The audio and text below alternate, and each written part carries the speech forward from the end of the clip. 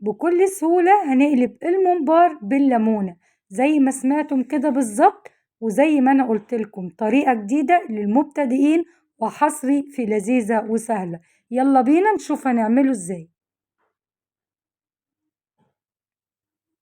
بسم الله واللهم صل وسلم وبارك على سيدنا محمد وعلى آله وصحبه وسلم. أهلا بيكم ويا رب دايما تكونوا بخير وكل سنة وانتم طيبين، وعيد أضحى سعيد علينا جميعا يا رب. يلا بينا بقى نشوف وصفة الممبار اللي لازم نعملها في العيد بالشكل اللي احنا شايفينه ده. بعد ما خلصت تنظيف الممبار واللي برضه هيبقى حصري معانا في لذيذة وسهلة وهنزل لكم بيه بعد الفيديو ده على طول، هتخشوا تشوفوها إن شاء الله. يلا بينا بقى نشوف عملنا ايه. انا فكرت على طول ازاي اعمل طريقة سهلة لمتابعيني ولكل المبتدئين لتنظيف الممبار. طريقة بسيطة جدا زي ما احنا شايفين كده بالليمونة، هنقلبها بالشكل دوت وندخل فيها الليمون. عدتلكوا الطريقة كده عشان تبقى سهلة عليكم وعملتها لكم بالبطيء. هنقلب طرف الممبار بالشكل ده كده، سواء بقى كان الدهن من جوه او من بره، وندخل فيه الليمون وننزل بقى على طول بقية الممبار زي ما احنا شايفين كده، وننزله بالمية بقى، ننزله على طول. اللي يبقى سهل معاكم تقدروا تعملوه، بس بالمية هيبقى أسهل. وبقية الممبار هندخله كأننا بنحشي الممبار بالشكل ده، ونكمل الكمية للآخر. ويبقى كده قلبنا الممبار بالليمونة، طريقة للمبتدئين وطريقة لكل اللي ما بيحبش يقلب الممبار أو بيبقى صعب عليه. وبلاش كمان طريقة المية اللي بتبقى كلها بهدلة ولازم مية كمان شديدة.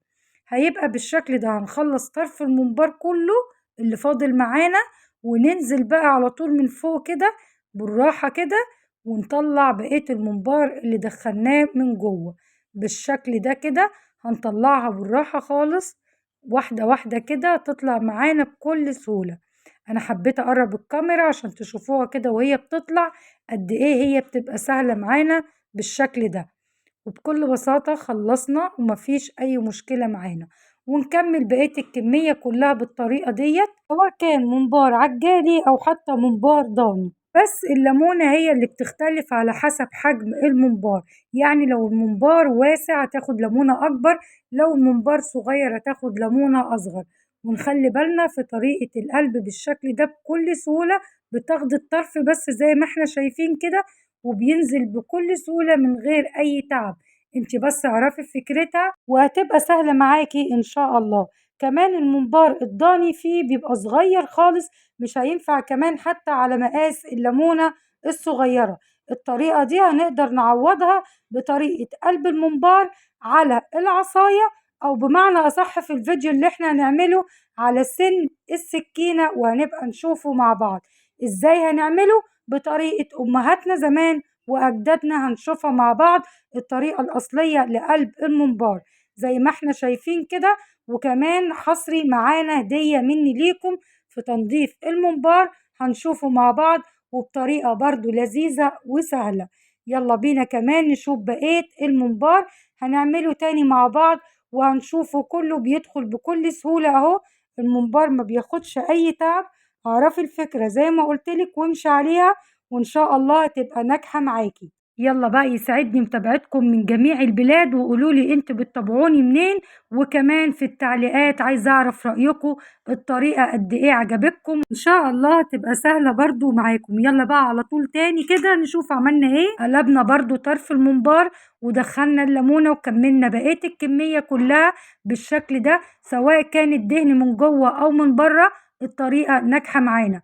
انا حبيت اعملها ووصلت الفكرة دي عشان اعملها هدية لمتابعيني إن شاء الله في عيد الأضحى المبارك.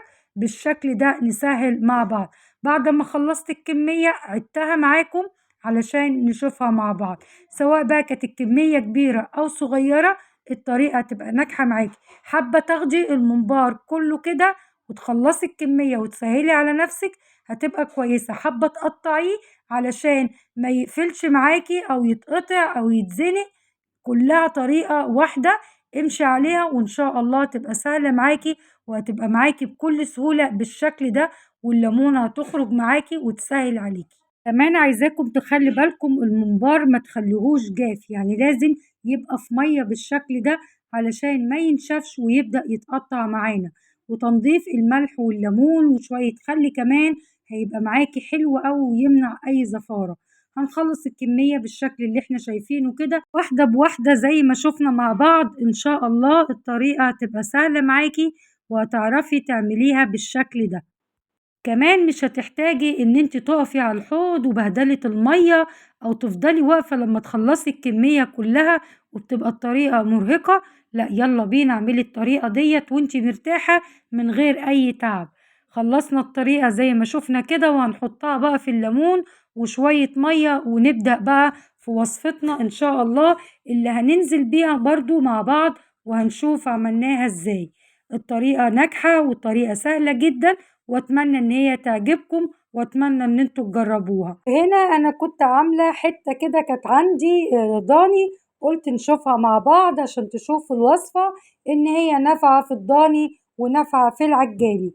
كمان خلوا معاكم الممبار تبقوا شاريينه كله نفس المقاس علشان يبقى مظبوط معاكم في التنظيف ومظبوط معاكم في السوى، وهيبقى بالنتيجة الكويسة ديت وتبقوا نتيجة راضيين عنها بالشكل ده. دمتم بخير وعافية والسلام عليكم ورحمة الله.